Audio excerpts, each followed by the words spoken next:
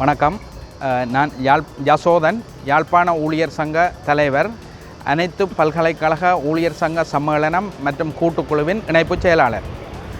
இன்றைய தினம் இலங்கையில் உள்ள 17 அரச பல்கலைக்கழகங்களிலும் ஒரு நாள் அடையாள வேலைநிறுத்தமானது மேற்கொள்ளப்பட்டு வருகின்றது.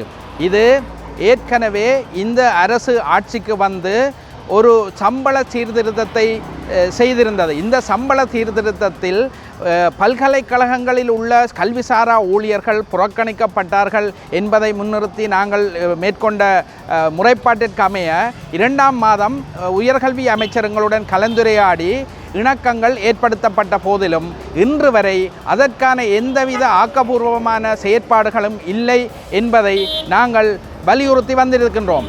இருந்த போதிலும் எமக்கு பேச்சுவார்த்தைக்கான அவகாசங்களோ அல்லது இதை தீர்ப்பதற்கான அணுகுமுறைகளோ ஏற்படுத்தப்படாத போதிலும் அடுத்த வருடத்திற்கான வரவு செலவு திட்டத்திற்கு ஆயத்தங்கள் மேற்கொண்டு வருகின்ற காரணத்தினால் நாங்கள் இதை அரசுக்கு ஒரு அழுத்தத்தை கொடுக்கும் முகமாக இன்றைய தினம் ஒரு நாள் அடையாள வேலைநிறுத்தத்தை மேற்கொண்டுள்ளோம்.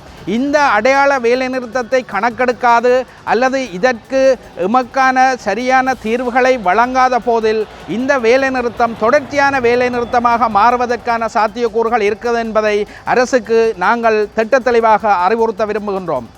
இந்த அரசும் பழைய அரசுகளைப் போன்று மக்களாட்சியை செய்கின்றோம் என்று கூறிக்கொண்டு பழைய அரசின் நிகழ்ச்சி நிரல்களையே செயற்படுத்துவதாக எமக்கு ஒரு சந்தேகம் ஏற்பட்டுள்ளது.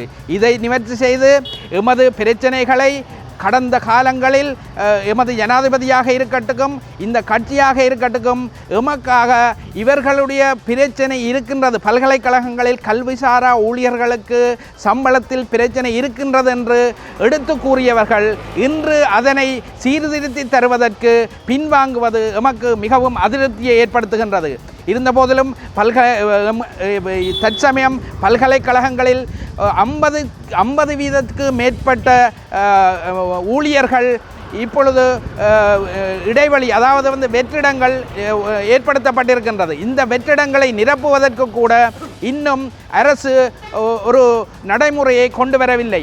இது ஒரு அரச பல்கலைக்கழகத்தை நலிவடைய செய்வதற்கான ஒரு வேலை திட்டமாகவே நாங்கள் இதை கருதுகின்றோம். இதற்கு நாங்கள் எவ்வளவு அழுத்தத்தை கொடுத்தும் இன்னமும் பல்கலைக்கழகங்களின் உள்வாங்குதலுக்கு ஆக்கப்பூர்வமான நடவடிக்கைகள் மேற்கொள்ளப்படவில்லை.